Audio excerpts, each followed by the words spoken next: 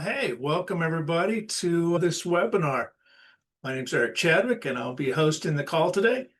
And what I'll be demoing today is our rapid pipeline integration in Blender and how to optimize specifically CAD assets, which are often really difficult to deal with and make nice renders out of or make them into real-time files can be pretty challenging. And so we've developed a whole set of tools that let you basically import a ton of different CAD formats and massage them directly in Blender. So we'll talk about how that works, including tessellation and repair and optimizing and baking, and how to basically save a ton of time because these tools automate a lot of that workflow. So a bit about me. I'm a senior 3D technical artist here at DGG. I've been here a couple of years. Before that, I was 6 years at Wayfair, leading the 3D team there, doing 3D rendering and real-time exports for e-commerce. And about 20 years before that in game development as an artist and art director, technical artist, that kind of thing. And I'm also a member of the Kronos Group through DGG and through Wayfair before that. And the Kronos Group basically comes up with open standards for 3D related things on the web. And I've been in the GLTF formats management group for quite a while now.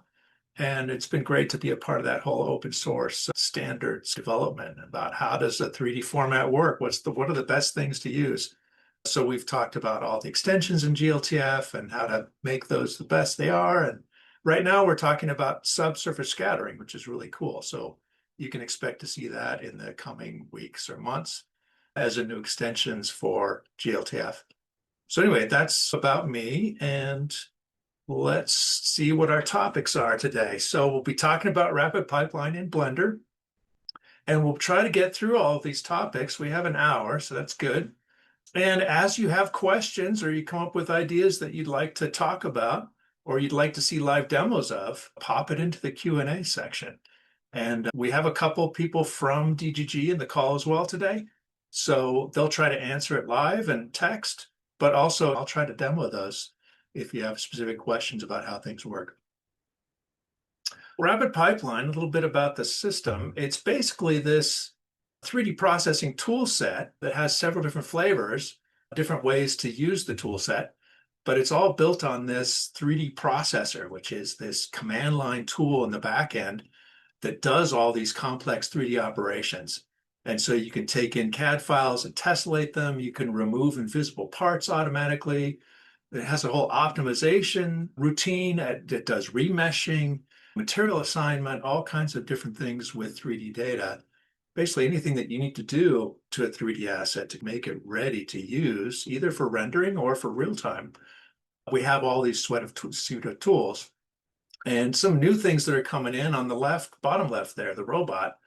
Right now, tessellation is usually all triangulated, but for 3D artists, they really want a quad-based mesh in order to make it really editable, something that's easy to create UVs for and to do skinning and bone assignments, and just easier to edit with like edge loop and edge ring workflows.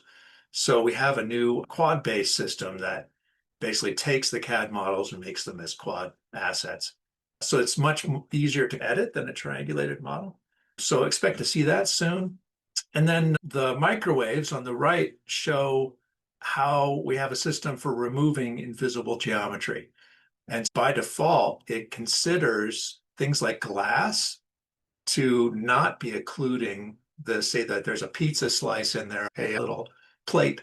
And it doesn't remove that. It removes all of the engine parts that are hidden behind the control panel because those aren't seen behind glass or seen anywhere in the model. So it's one button press and it removes all that stuff. But you can say, hey, I don't want you to keep all the stuff behind glass. I want you to treat glass as an opaque surface. Then it will automatically delete all the stuff inside the microwave as well. So you have options basically in each of these plugins. And we have multiple plugin interfaces. So on the back end, it's got this engine, the Rapid Pipeline engine, which is RPDE or RPDX, and it runs all these operations in kind of a command line form, but we've developed all these plugins as front ends for 3D software. So 3ds Max, Maya, Blender, Unreal, Substance Painter, and they all basically talk to this back-end service in order to get meshes out of the front-end interface where you're interfacing with the 3D asset. It had the 3D data has to go to the runtime in the background.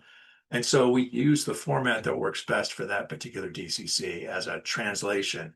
So for Maya and Max, it's FBX is the best way to get the most data out and the most kind of full material model. For Blender and Unreal and Substance, GLTF is the best translation format for that.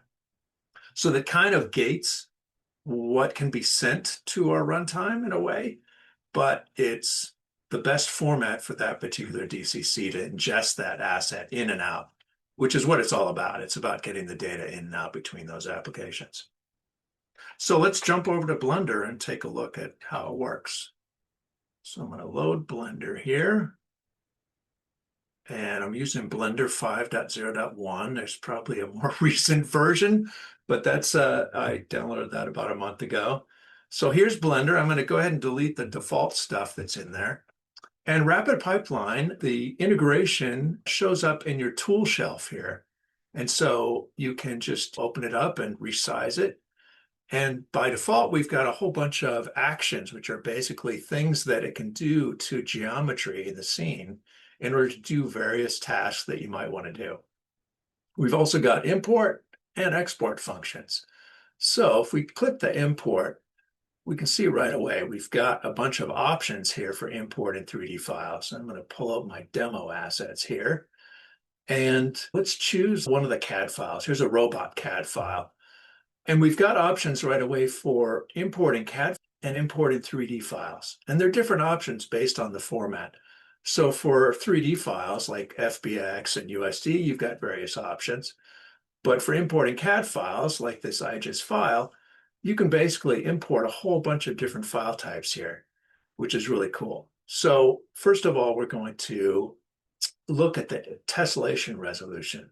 And this is basically how fine detail to do the conversion from what is a CAD surface. It's a parametric kind of it's non-triangulated, it's infinitely curved kind of surface.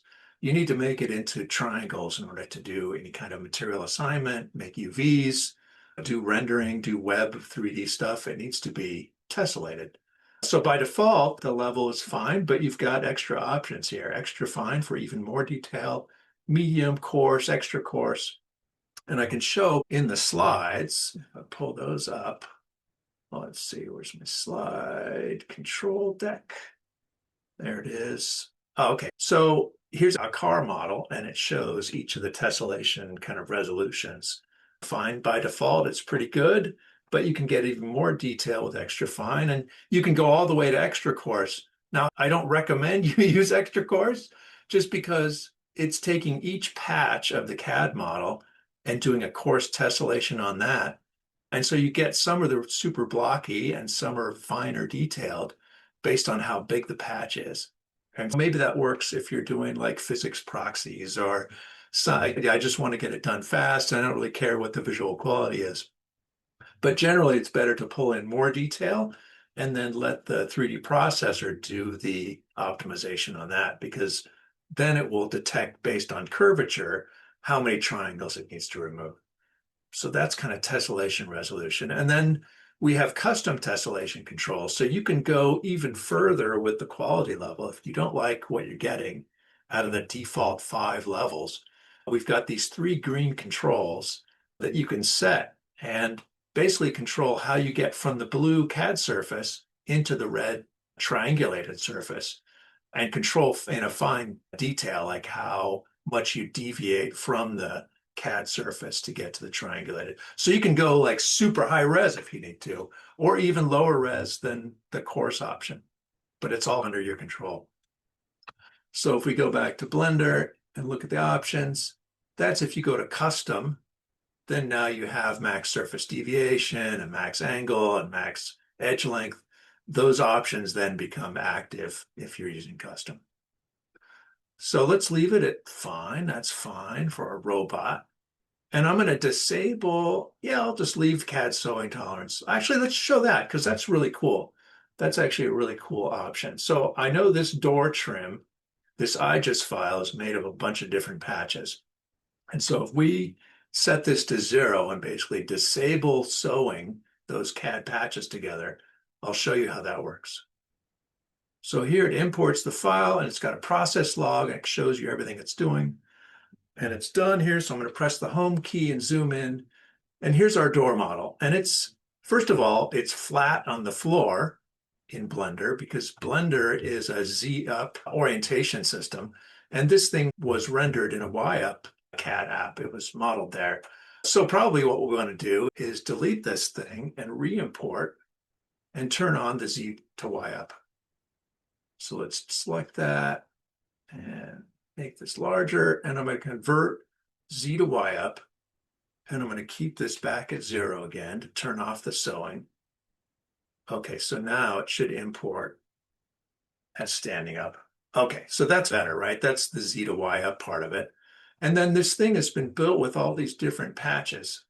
So it's a common kind of strategy with CAD modeling is to render or to model with each of these different surfaces that it generates.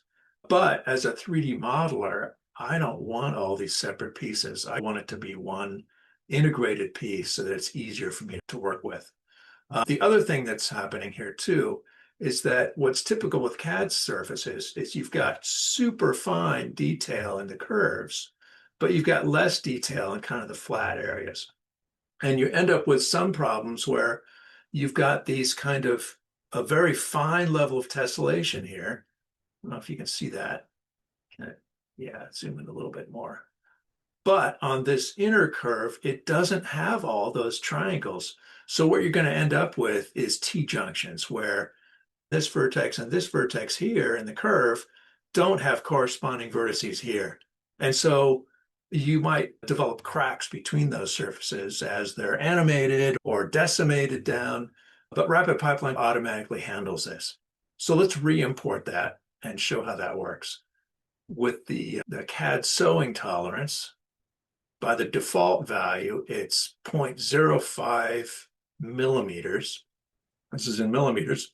So it's 5/100ths of a millimeter, but it basically says if those things are that close in their tolerance value between them, then it will sew them together. So we're going to turn on Z to Y up because we knew it was on the flat on the floor. And we're going to do the CAD sewing tolerance. And we're going to remove those T-junctions. And that's going to sew these pieces together and then remove those differences. So let's go ahead and do that. And it keeps the old file in there. It doesn't remove the old asset that we previously did. So let's just hide that with the Shift key. And now we can see it's done that work of sewing those patches together. And if we turn on statistics here, we can see now it's one object for the whole door, right? Because it all shared the same material. And it's basically automatically solved all those T-junctions between those patches. So that's pretty cool. It's just a couple button presses and it does it all. Instead of you having to go in and do all that kind of stuff manually, it does it all for you, which is pretty cool. And it's all smoothed out and nicely done. So that's some of the import options, right? We talked about tessellation. Let's pull it up again. We talked about CAD sewing tolerance, how that works. We talked about the T-junctions, Z to Y up. Oh, fixed winding order. That's really cool. So let's delete what we have here and import a new file that kind of shows that. So I know this robot has some flip surfaces. So I'm going to just use the defaults without fixing winding order and show you what the problem is. So it pulls in this file. I think it's an IGES file, right? And by default, it looks fine. It seems to be rendering okay. But by default, Blender renders everything two-sided in the viewport. And so you can't see when there are rendering problems. So it has some options here in the viewport overlays. There's one called face orientation, which you might know about, which basically renders in red anything that's flipped inside out. Now, it may not be a problem when you're normally rendering things, but it is a problem when you go to do any kind of UV generation, materials, ambient occlusion baking, and normal map baking. Here in the viewport shading, you can turn on backface culling and see another way to see things that are flipped. And here it's very obviously messed up, right? It's all inside out. And let's take a look at the slides and I'll show you an example of why this is a problem. So here's a CAD file. This thing is about 400 megabytes as an IGES file. And so it takes about a minute and a half to load. I'm not going to wait for that to load, but I'll show you here in some screenshots. And basically the fenders here and the hood, the roof of the car are inverted patches. They're facing the inside instead of facing the outside. And normally that's fine. If just render two-sided, it should be fine. But when you get into tools like this, where this is in Substance Painter, it has a car paint material that's been applied. And even though it's two-sided rendering, because these surfaces are flipped around, it's actually causing problems with the car paint. And what the car paint uses is, I think, a normal map for kind of a metallic flake effect. And I think it has anisotropy and some other effects. And those really rely on the surfaces being the right direction in order to avoid these seams in the rendering. Normally, this would be a very smooth surface for a car, and you'd have it be without all these kind of seams.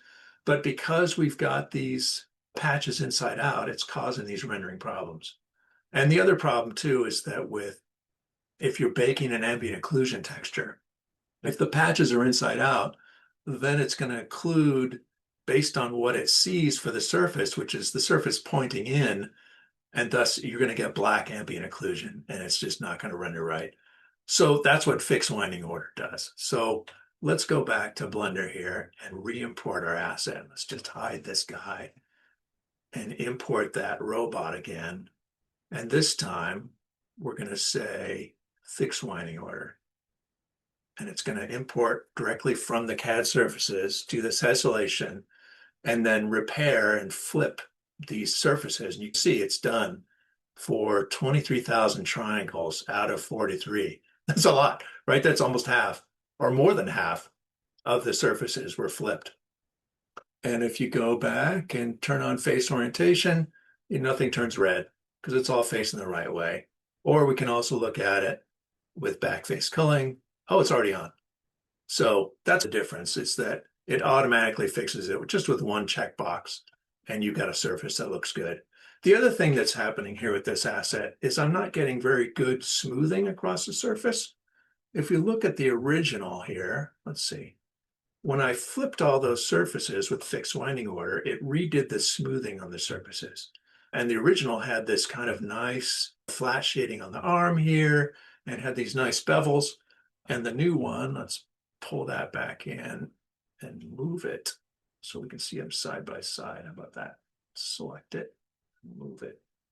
So we can see that, yeah, the surfacing is not the same, the smoothing of the triangles, but we can automatically fix that.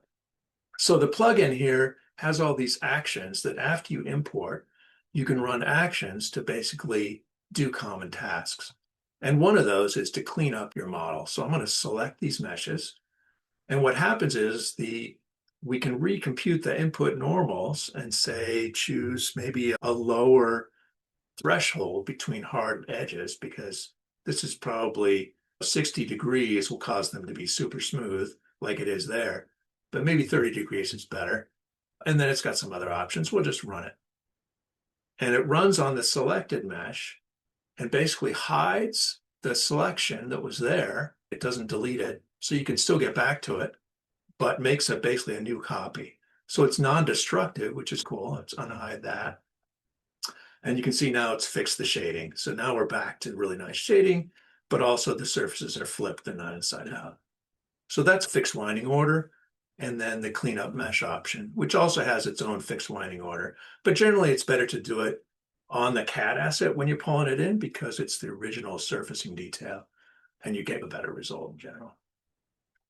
So that's fixed winding order. Let's go back and look at some other things. Let's see what we're going to talk about. We talked about CAD import, talked about tessellation, sewing. Z to Y up. We talked about lining order. Oh yeah, so occlusion culling is pretty cool. So let's look at the slide example of that because there was one in here. Yeah, this drill asset is a great example because it's got all these red interior parts here, marked in red, that you can't really see from the outside. Like this wire and these motor parts, they're just not visible. There's no reason to have them in the rendering asset. They're just extra triangles that are causing the file sizes to get larger. Rendering is going to be a little slower. Definitely for real-time rendering, if you're going out to Web 3D or especially for augmented reality or VR, where it's rendering things twice to give your stereoscopic view, you don't want all those extra triangles. And then the other thing true is that if you're a manufacturer and you're using CAD files to manufacture real world products, when you send that data out for rendering and use a third-party surface or some contractor to do that work, you don't want to give them your original engineering data, which is all that kind of hidden data inside the file. So that's another reason why it's great to remove this kind of stuff. And RapidPipeline makes it really easy to do this automatically.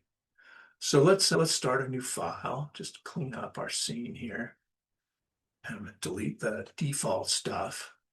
I'm going to open the RapidPipeline tray and go to import a different CAD file. So this thing is the drill that we just showed in the example. And I know it's set with a different orientation. So I'll just check that.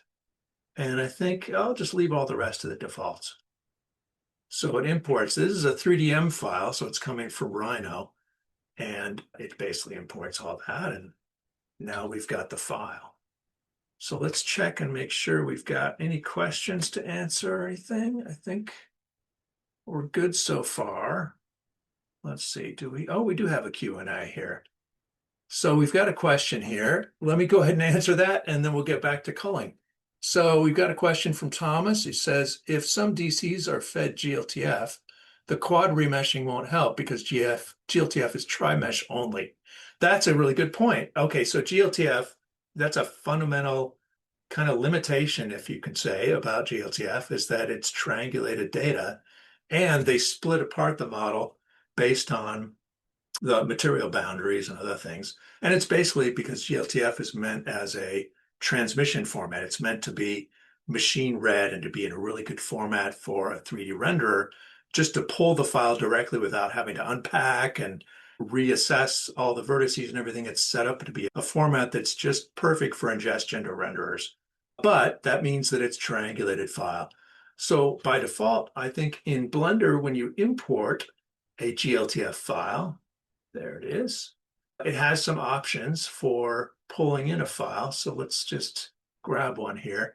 And automatically you can merge vertices together to make it a solid surface, but it doesn't make it into a quad surface. So our system actually does look at that triangulated data and tries to figure out what is the quad surface and what should it be.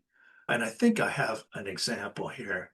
Yeah, this is probably not the best because it's pretty detailed mesh and it's hard to see, but the triangulation is automatically converted into quads.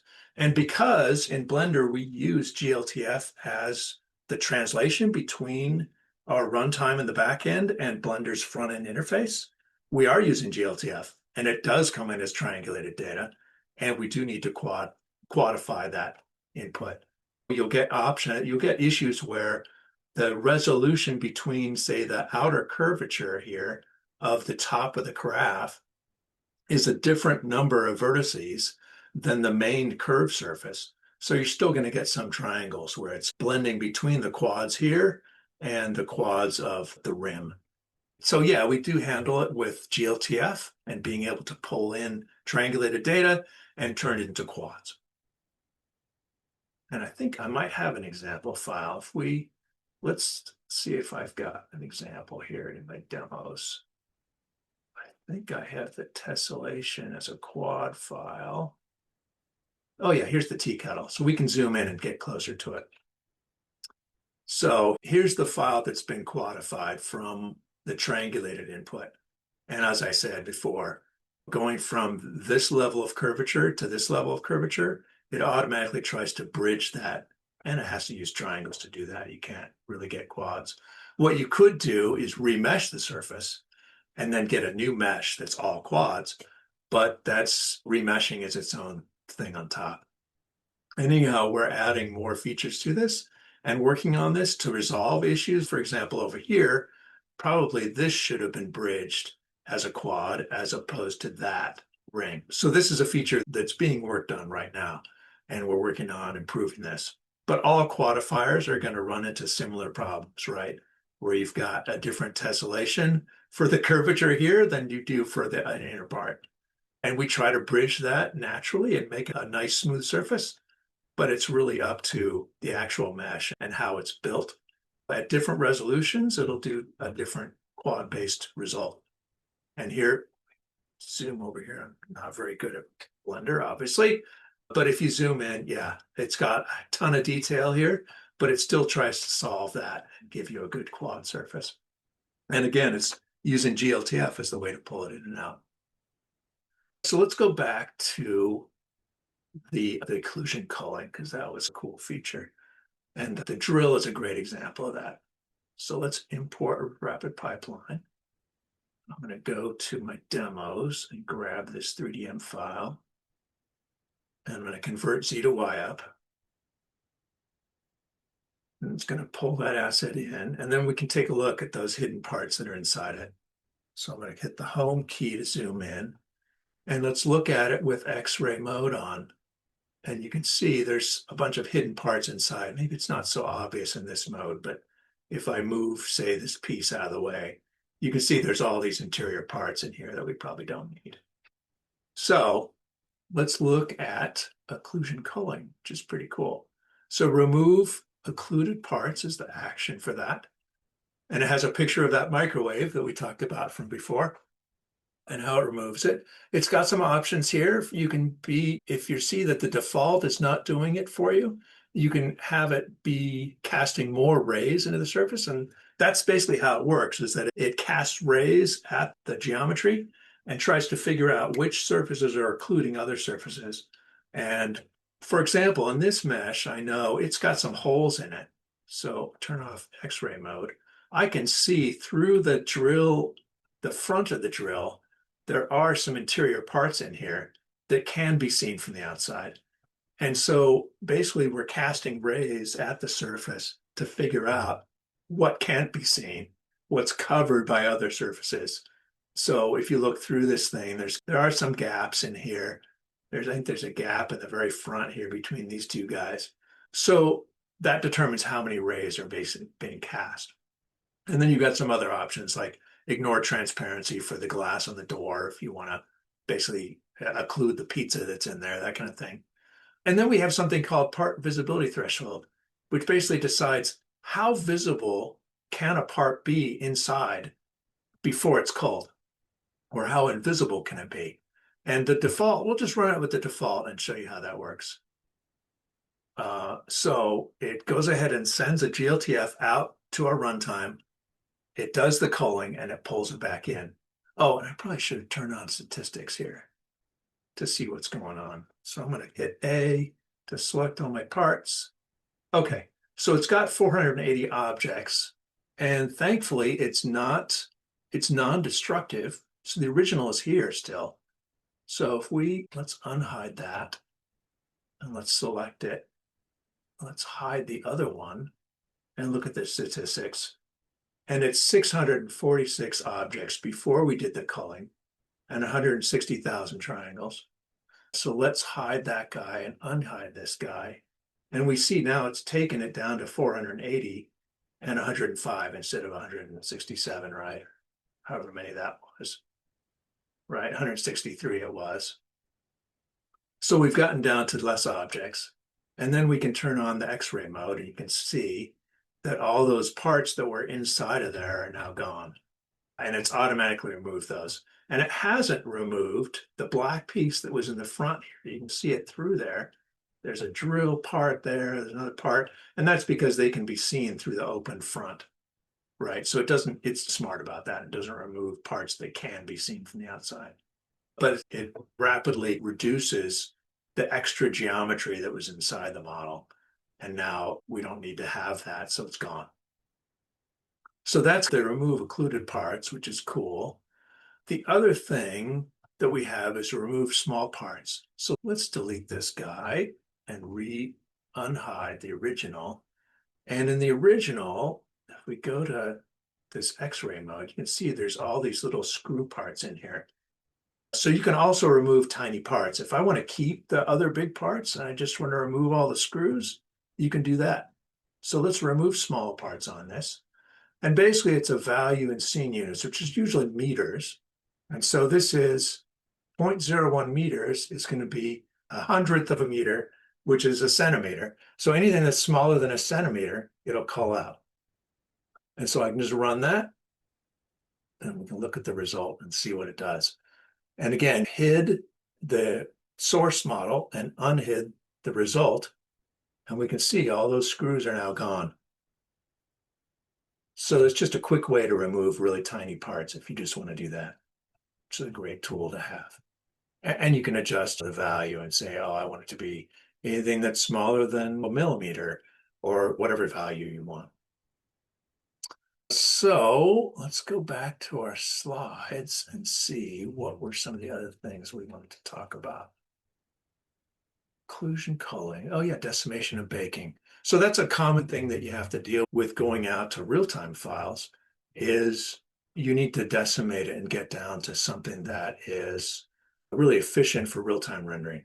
For example, this guy here is 88 objects, right? It's been, oh, we culled only the small parts. Let's cull all the things that were inside the object. So we don't want those manufacturing parts either. Let's cull those and see what we get down to. We get down to 74 objects. Before it was like, what, 600 objects? Is that right? We unhide the original, 800 objects. Is that right? No, we still have the other one hidden. Make sure that these other files are still hidden. Okay, so back to the original result came in at 646 objects and 163,000 triangles. Let's hide that and unhide the file that we got processed. That's the one that removed the small parts. And here's another one. Where's the one that we did? Is it in here? Oh, I'll just restart. It's so fast to generate these things that I'm just going to go back to the original input asset, right? 600 objects. I'm going to remove occluded parts because that removes the small parts and the hidden parts. And it does it so fast that it's simple to do. Okay, so now it's done that. And I can see I'm down to 480 objects, 105,000 triangles. But I can go a lot smaller and get a good result. Another thing that I probably want to do is also bake an occlusion map. So we've got Decimate and Bake Atlas, which is a great action for kind of handling a lot of these tasks. And basically, I want to bake an occlusion map because that's going to improve the PBR realism rendering of this asset in a Web 3D renderer or in augmented reality or virtual reality. All of those kind of do real-time rendering where they can't do self-shadowing, but baking an occlusion map basically bakes that self-shadowing into the material. And for a face target, let's choose a pretty low face target. Let's choose 50K, for example. So that'll be a lot lower. It'll be half our triangle count. It'll make a smaller file. We've also got deviation percentage, which is a curvature-based metric. So the face target basically says, this is the ceiling, the top number of triangles it can be. It's not going to be more than 50,000. But the deviation percentage looks at the overall curvature of the surface and says, can I actually go lower based on this percentage that you set? So you can set this to be a different number if you want, but basically it's a quality metric. So it'll take it down below this value if it can. We got some other thing. The other thing I want to do is I want to create one single ambient occlusion bake for the whole asset. So I'm just going to choose single here for the atlas. But you can say, hey, I want that anything that use alpha map, for example, alpha blending, usually you want those to be on a separate atlas so that they can use a separate material only for alpha blending. And anything that's opaque wouldn't have alpha blending and would use its own texture set. So that's what that does. Separate normals, you can have one be just for the normal maps. You can have alpha and normals be their own separate materials. And then you can have each material be its own atlas. That's just another option you can use. And then the other thing we probably want to look at is merging. By default, this is 480 separate objects. That's a lot of objects, and that'll probably cause a lot of draw calls when it's doing real-time rendering. So we want to simplify that down. Full will basically merge this all into one mesh and basically bake maps for the different parts. So it'll have a base color or a diffuse map that bakes all these different color patches into it. It'll have a normal map, it'll have an occlusion map, all as one texture set. But I think what I want is by material. And I think this has a few limited materials, right? It's got this kind of pink material, it's got the blue, the green, the teal. It's probably limited in the number of materials it needs. So that will make this thing all one object instead of a bunch of separate pieces, right? And it'll make the blue all into one object because they all share the same material. So that's a nice way, easy way to optimize things down. And then the other thing it'll do is, I guess we'll just run it and I'll talk through that process. But basically what it's doing is it's combining those different parts together, doing the decimation, creating a UV atlas for it. And then it's baking not only the occlusion map, but it's also baking a normal map. And the normal map basically preserves all this fine kind of curvature detail that we have in the original source and make sure that's preserved in the output. And that's a nice way to get all that kind of surface shading detail and preserve it, even though the geometry itself doesn't really have that detail anymore. So there it's gone and done all the work and it's finished and it's going to re-import the result back in here. Okay, and now that's the result. And I think in Blender, it's not really going to show the occlusion map, but let's go ahead and export this out. It's got 6 objects. It's got 49,999 triangles. So it is under 50K, and we didn't have an aggressive deviation percentage, so it just kept that. But now let's export this directly. And we've got a bunch of different formats here. We can go out to USDZ, USD, OBJ, FBX. I'm going to choose GLB because there's a lot of great kind of renderers out there that support GLB, and it's really easy to query the model with a GLB file. So I'm going to choose GLB, and I'm going to call it my drill. Oh, and I'm going to call it drill 50K. And we've got some options here on export. So if I load this up, you can compress the geometry. You can use Draco, which is put out by Google, and that's a great kind of way to compress. If you have a CAD asset that's got a ton of detail and you want to preserve all that detail, but make the file really small, that's a great way to do it. We can also use mesh quantization, which is another one. There's a bunch of options there. And then texture format. You've got JPEG and PNG, which are the defaults for a lot of these formats, but you can go out to a palette file. So it's 8-bit paletted images. You can go out to WebP, and we've got KTX as well, which is a GPU, basically stays compressed in the GPU and transcodes to different GPUs automatically. It's a bunch of that stuff. I'll choose WebP because WebP is really cool. And then you can choose a different format for the normal map. So if I want to keep the normal map as its original high quality and not do any compression or get any artifacts in the compression, you can do that. And we can change the resolution so it can be lower resolution if you want on export. So when we baked it with the bake and decimated bake atlas, we baked at 4K, but you can say just for the export, I want to use something lower, but I'm going to keep it at the default because that was a really good kind of thing. You can also exclude material extensions. So by default, we try to preserve all the material data that came with the input file. So if you're pulling in an FBX with a PBR material and it's got sheen and clear code and blah, blah, blah, IOR mapping, We'll try to preserve all those data and put in the output, but you can also just exclude those and have it put out without any. And it's smart about that. It'll basically, if the surface had transmission, for example, a really nice way to do blending and glass and water materials, it'll automatically down convert that or downgrade that into an alpha blend, which is not as nice, but it doesn't require any extensions.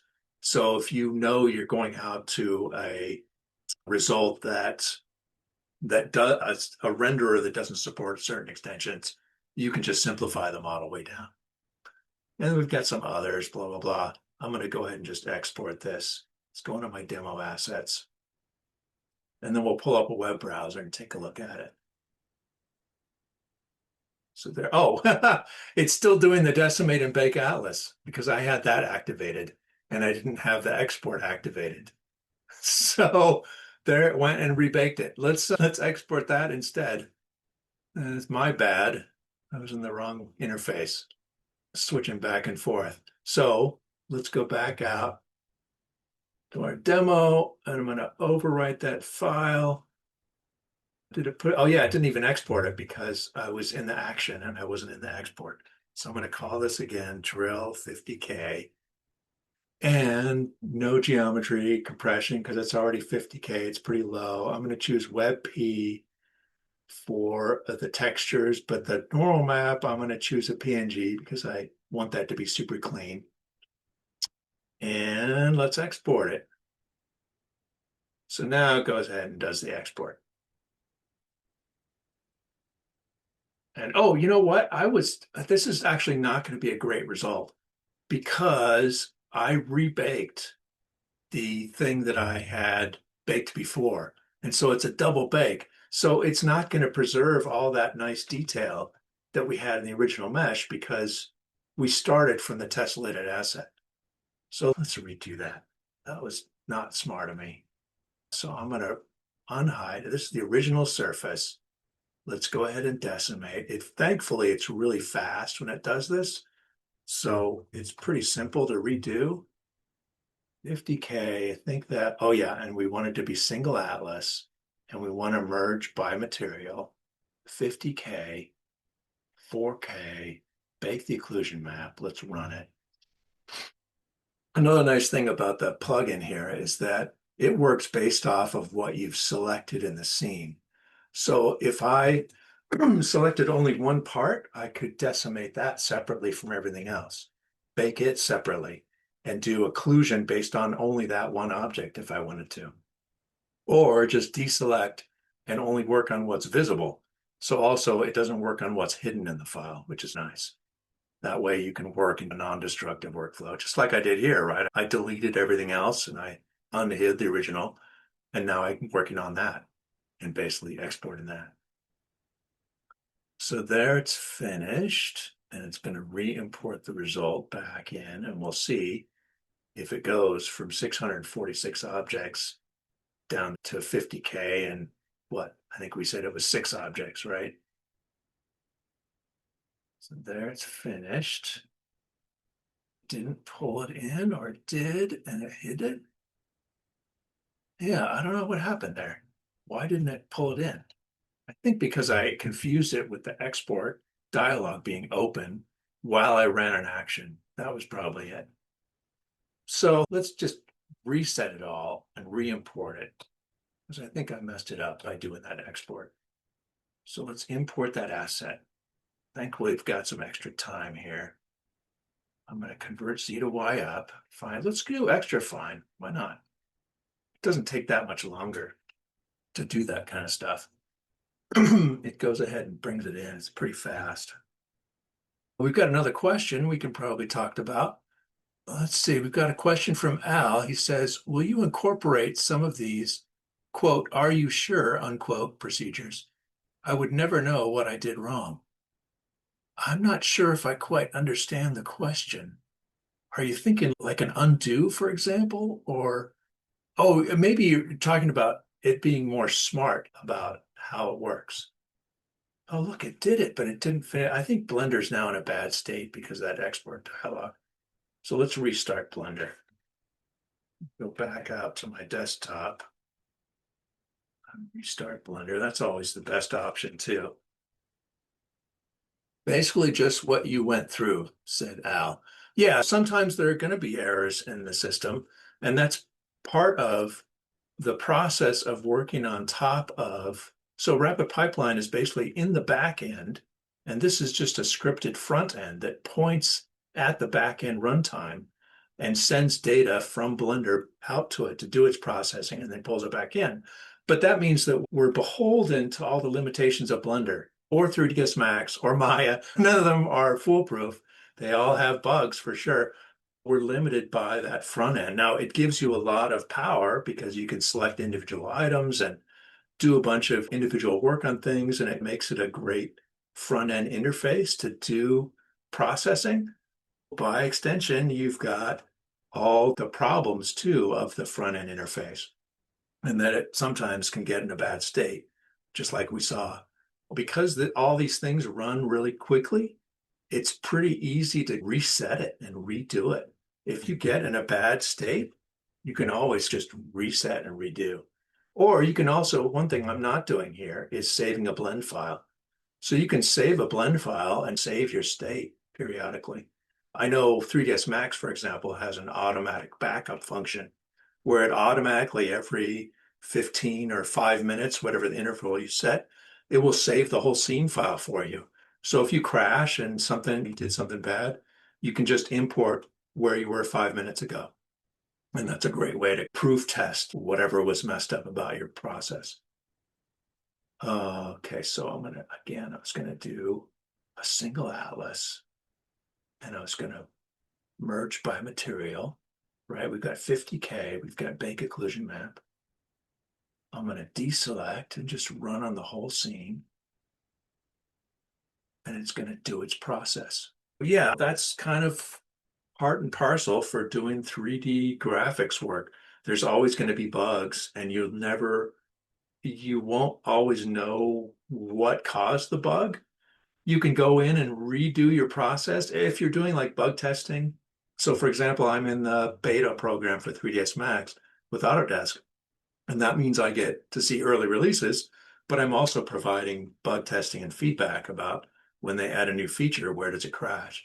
And that means I probably want to come up with a reproducible edge case for them so that I can say, press this button, press that button, press that button, and you'll get this result. So that means I have to go through and reproduce the actual bug and figure out exactly where it happened. So that's one way to solve when it doesn't do what you want. You can go back and kind of redo it all and try to figure out where it died. That's a painful process to go through. Okay, so let's pull up the statistics and make sure we've got what we want. 6 objects, it's under 50K. Oh, we didn't do the occlusion. We kept the original objects that were in there. So it's still got the wire and stuff in there. It decimated it all down to under 50K, and it's got a pretty good result. So I'm just going to run with what I've got here. The occlusion was nice, but I don't really need to do that in this case. I can just show you what we've got. So I'm going to go ahead and export this out to GLB again.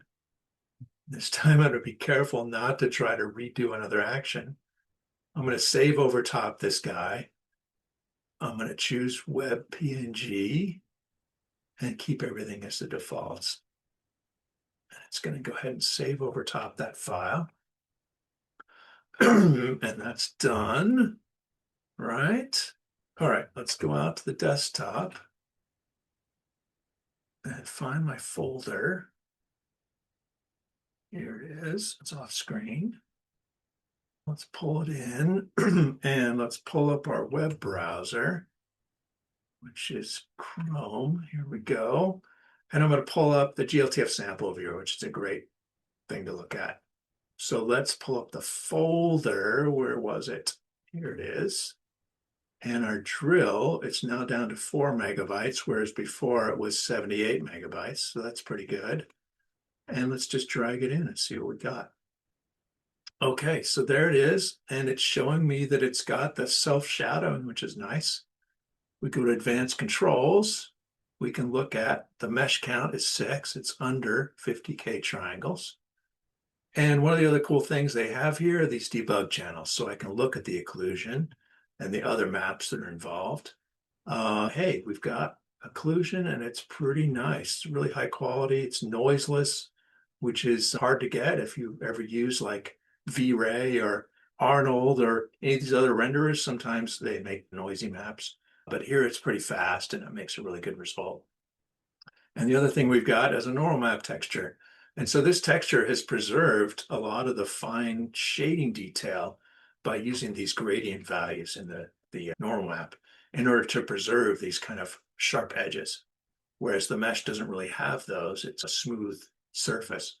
So we can use another tool like, say, I don't know, 3JS, for example, is a great one, and pull in our file that we exported. Let's just drag and drop it right into there. And there it is. And it's got that nice shading detail. So let's, oh God, I'm terrible at this. My middle mouse button's not great, but I want to pan, not move. I think it's right click. I always have to remember these different tools. So we've got a normal map in there and it's shading with it. If we select our mesh here and we go to the material, we can delete the normal map or just turn it off. And we can see the original shading here didn't preserve all that nice hard edge detail, but the normal map basically provides that detail just for free. Oh, and look at that, I deleted it. But you can go back to where the output was and look at the original file. I think I have from earlier, I have a separate file here. Let's see, did it work? No, it didn't.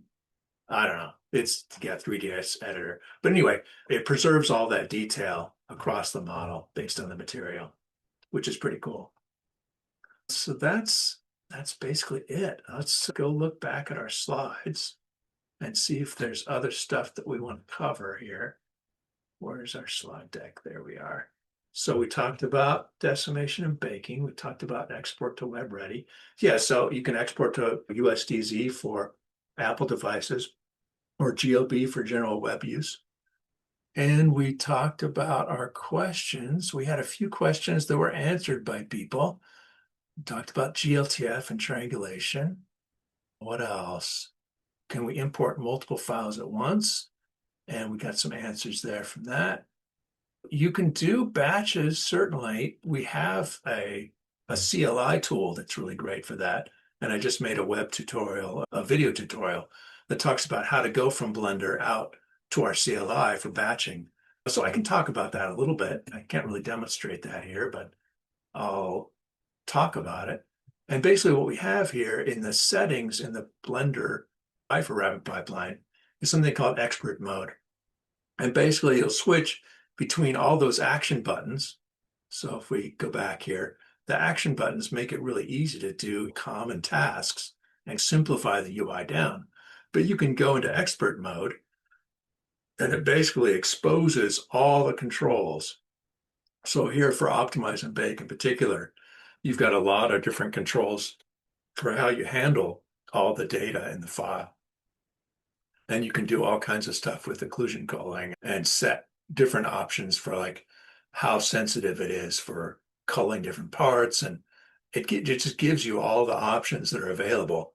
And then you can actually export this as a preset value and it saves a JSON file that it basically saves all the settings. So we're just going to call this, I know this is my decimate and bake action, right? I think that was what we had. I didn't look to see which action we had active, but basically when you go into expert mode, go out of it and see, oh, we were in cleanup mesh. So it's going to take all these cleanup mesh options and it's going to save those out as a JSON file. And that's what the runtime uses, the CLI uses to actually do its processing. So we can then open this in a text editor. Let me pull that over onto my screen. Hopefully you can see it. And basically it saves all the settings that were in that action and save them out as this kind of text format. And the CLI can then use that and you can batch process a whole bunch of CAD assets using the command line interface. So that's another way to work, right? If you want to do batch processing. So what kind of UV tools are available? So we got a good answer there. There's a bunch of stuff here in the actions for that too.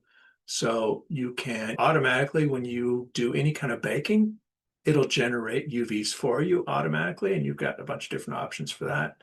Cube maps and cube UVs, which is like triplanar. And you've got different options to generate tiling UVs, for example. You can say, how big do I want that box projection to be? And so it's in meters. So if you want it to be, say, 1 centimeter per tile, then you would say, hey, I want it to be 0.01. And that's how it would apply the UVs. And you can generate atlases. You can also combine different UVs from different atlases that are already made. So if, say, each of these 6 materials had its own atlas, it would automatically combine these together to make fewer atlases, but keep the original UV layout that you had. That's super useful. So that's UV methods. How do I fix models with really dense triangle counts was a question. Yeah, so you can use decimation. Another cool thing that we have is, let's take a look at our time here. Oh, we're at time. Okay, but there's a bunch of different decimation options that you can do to do different kinds of things with different assets. Anyhow, that was our demo. Let's see if we got anything else here. Talked about all those features in progress. That's it. The last thing I should mention before we go is we've got this chat icon on the website, and that links to live people. It's not an AI chat agent. It goes to real people like me and the other people that have answered questions here. If you ever have any questions about how things are working or you run into issues, just click the button and start chatting away, because we provide the free support and it goes to people. And so people that have in-depth knowledge about the tools.